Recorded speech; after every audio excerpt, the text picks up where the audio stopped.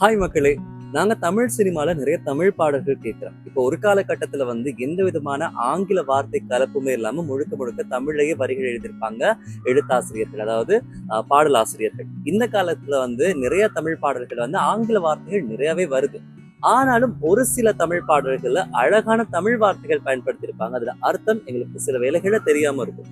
இன்னைக்கு நான் கொண்டு வந்திருக்க பாட்டு என்னன்னா, சக்கரக்கட்டி படத்துல சின்னம்மா சிலக்கம்மா பாட்டு இருக்குல்ல, அதுல உனைப்பாட ஏதடி தணிக்கை அப்படின்னு தணிக்கை அப்படிங்கிற வார்த்தையை பயன்படுத்தியிருப்பாங்க. அந்த தணிக்கை அப்படிங்கிற வார்த்தைக்கான பொருள் உங்கள் எத்தனை பேருக்கு தெரியும்? இந்த தணிக்கை அப்படிங்கிற வார்த்தைக்கு நிறைய அர்த்தங்கள் இருக்கு. ஒரு நிறுவனம், அமைப்பு, செயல்பாடுகள், ஒரு நபரின் ஆவணங்கள், அதுக்கப்புறமா கணக்குகள், சட்ட விதிமுறைகள், இது எல்லாமே தணிக்கை அப்படிங்கிற வார்த்தைக்கான பொருளாக இருக்கு. அதையும் தாண்டி தணிக்கை 3 வகைப்படுது.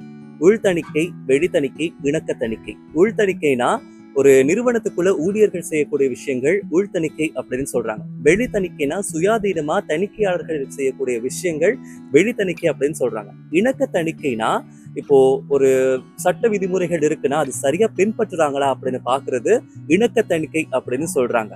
இந்த 3 தணிக்கைகளையும் அந்த பாட்டுல பயன்படுத்திருக்கிறது 3வது தணிக்கை, இணக்க தணிக்கை. அதாவது உன்னை பாட ஏதடி தணிக்கைனா உன்னை பாடத்துக்கு எனக்கு என்ன விதிமுறைகள் இருக்கு அப்படிங்கிறத அந்த கதாநாயகியை பார்த்து பாடுற மாதிரி அந்த பாட்டுல எழுதியிருப்பாங்க. எனவே தணிக்கை அப்படிங்கிறதுக்கான பொருள் இதுவாக தான் இருக்கு.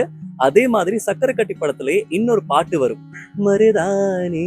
அந்த பாட்டுல கங்கை என்றால் காணலை காட்டும் அப்படின்னு ஒரு வாரியை பயன்படுத்தியிருப்பாங்க. அதுல காணல் அப்படின்னா என்னன்னு உங்களுக்கு தெரிஞ்சா கீழே கமெண்ட் பண்ணுங்க.